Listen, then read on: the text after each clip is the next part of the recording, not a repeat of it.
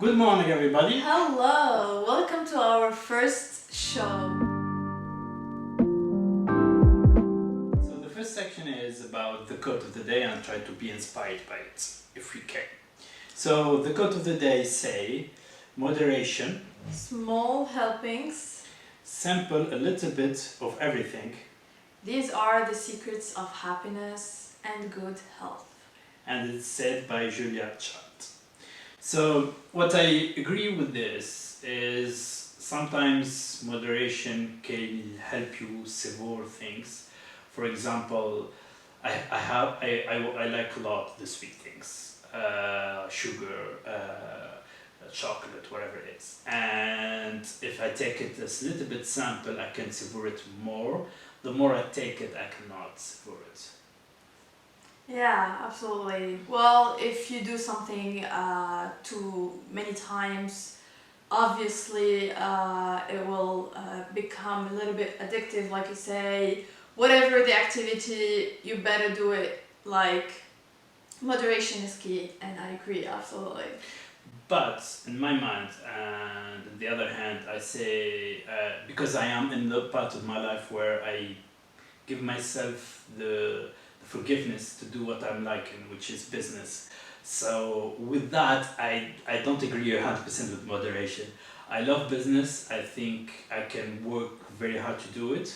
I can even not sleep, and I will not moderate because it's something that I love. It's something that I think I can build something with it. And with that, I think I will it's not. different because you won't spend your whole life working the same frequency. Sometimes some things or some work needs you to be like 24/7 up doing that. Like for example, motherhood. I would give another example. Motherhood, you cannot just care for your baby with moderation because your baby is just crying most of the time, wanting to eat and be cared for, so there is no moderation with that. But it's like it's a phase in life and it goes by and then you have to give it your full attention. There is no moderation or whatsoever. But I think moderation here means in activities, when you choose to do activities like physical activities or whatever you eat or whatever, it's more of the simple little things. Try to not get to addiction, that's all. I will add only one thing, and this is it on my point, is I think happiness is built on expectation. So if you do what you do and you don't expect anything from it, you will stay happy. For example, if I do the business and I love the process of it and it's not going as big as planned, I didn't expect that, it's okay because I love the process. So if, for example, if we take another example, if you take sweet things and you expect to be healthy, no, but if you eat it and you think, okay, I said, I did it, this is it, I'm convinced the happiness comes from that. So I think the one of the ingredient of happiness is, on the other hand, is the expectation after the task itself. Yeah, I agree that it's the little things that makes us happy.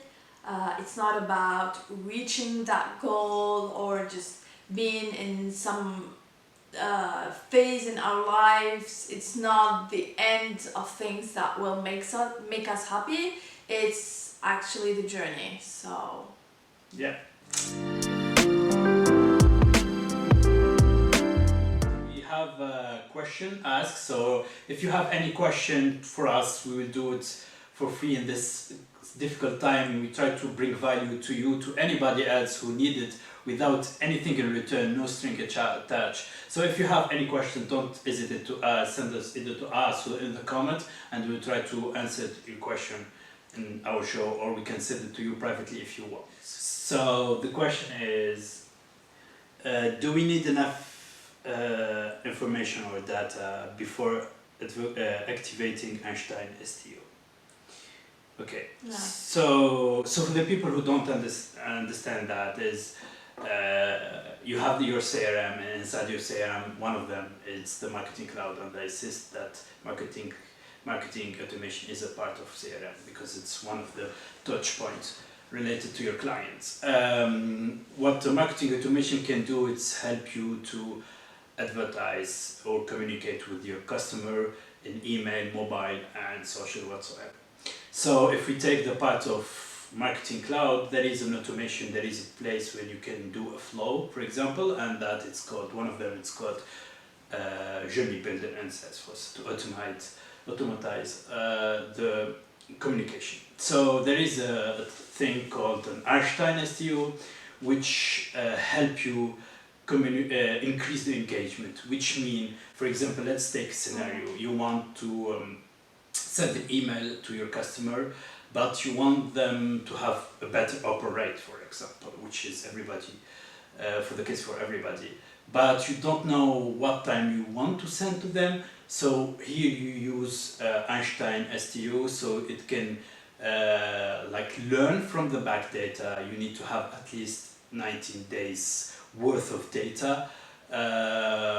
So he can read the engagement and he do his probability. In that case, he know in the next 24 hours in which time he will send the email that to increase the probability that your customer can open it. So if I summarize it again, it increases the engagement of your customer to have an to increase the open rates. Yeah. So technically, Einstein gathers data around 20 factors, like, for example, the number of email sent, the number of email opened, the days of the week when the email is opened, and then the machine learning affect like a weight for each factor, depending on the factor influence. And then Einstein like gathers the data to give like how can I say percentage of probability of success for each hour of the week, and then you know which hour is the best for each customer so that you can send your email in that hour in that particular day.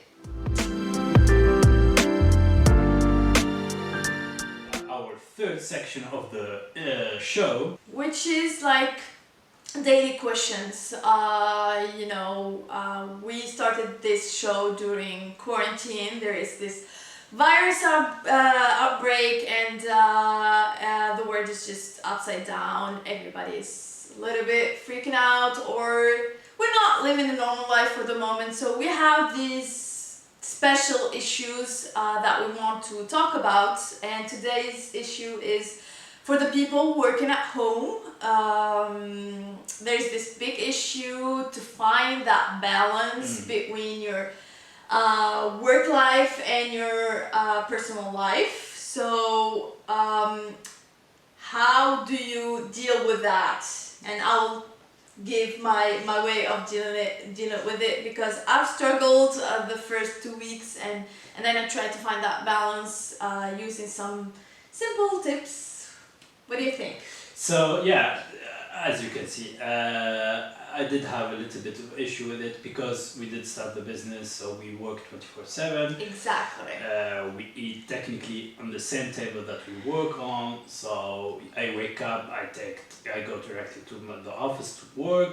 So we spend the day in the same spot, working, eating, even watching some, taking small breaks, all in the same spot. And after a while, it just gets a little bit overwhelming, I would say. Yeah. So how I did deal with is, at a certain point I did break a little bit, and I did take my time off, and I did think that I need to have my me time. And to do so, I did come back to my morning routine, which to do that I did stay at my home, like a room, to do that before going out to the outside. If I want to take any break, I go to my room and I leave the space, so I can understand in my mind that I'm leaving that space. I'm going to a space where I can have fun or sleep or take a little bit of break. So To be honest, I didn't go overway to the 9 to 5 time because we are at the beginning of the business, so we need to work Exactly. like every day, every hour of the day, and to do the maximum. But in the same time, I know that I have my morning routine, a little bit in the lunch, and at night. And in case I'm like overwhelmed, I can go to my room, You can have take 5 minute breaks. break, Yeah. and come back to work. Yeah. For me, the first 2 weeks were a little bit different because I was working for our clients, so I had that still 9 to 7 kind of work routine, and after that we had to work together on our business, so it was like never ending work for me, and after a while, yeah, it got overwhelming because I spent the whole day either working or for our client or working for us, and or cooking or doing any other thing, and I couldn't really sit down and clear my mind. And what I try to do is just to plan the day ahead, divide the day so that things are clear in my mind, and take small breaks along the day. Yeah. Because I had to just walk around the house. It's not that big, but it's not that small either. So yeah, take the time to have a tea time or coffee time or watch a series, but in a different area. Same thing. So yeah, that was pretty helping for me. And how do you feel now with? Well, now after because the project I was working on for my client, for our client, was over last week, and for the first 2-3 days I was like, what am I gonna do with my life? Although we had like plenty of work to do with Aour Legacy, but I was just like, okay, I was just overwhelmed. I was a little bit anxious, stressed, because we would have no more income for a while, and I had to find plan B. I didn't find the plan B yet for income, but yeah, I just took 2 or 3 days adjusting. I wouldn't say I just quit everything and paused and took my time to do whatever I wished I could do, but no, I didn't. I still worked with my brother, but I was not there mentally. You felt it? Yeah. Do you think you are there now? Yeah, I'm absolutely there. I'm here actually. So yeah, I think it took me just for few days to figure it out in my mind and set my mind to the fact that we are full-time on Aour Legacy, which is really cool because we have too many things to do for social media, and that's the exciting part for me because I love doing this. So yeah, I'm ready. And what is the something that you do that make you happy along the day? Okay, it's easy to just spend the day feel like the day went out like this because you had too many things to do, and then you're just running in your head. You're running to do the next task, and at the end of the day you feel like you're absolutely tired, and it's not a really good feeling because you don't feel satisfied or like you were. I know I was productive, but I don't feel good being productive because I feel tired. So it's really good to take that time to process every step you do, to think that, okay, I've done that, I did that, which means I have less work to do for that, for example, and take a time for myself. The good thing is that we have like a small garden just behind the house, so I could just compared to other people, so I can go out for like 5 minutes, just take a deep breath, look around me, and then go back, and it would feel really good. Read a book maybe for like even 10-20 minutes. That will give me the time to really relax and put things into perspective, and once you do that, you feel really good. Perfect. Thank you.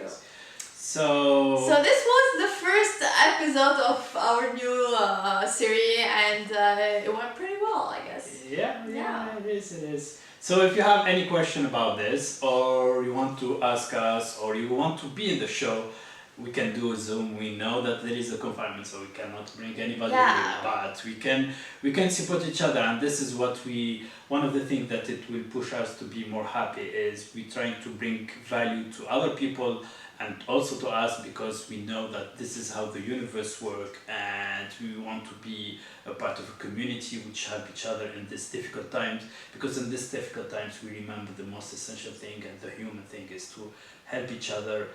We will not perfect and Absolutely. will not be, but contribute each other with a little bit can help. Her experience can help you, your experience can help us, and vice versa, and we can grow together in these difficult times. So, people, see you next time. Yeah. Bye. Bye.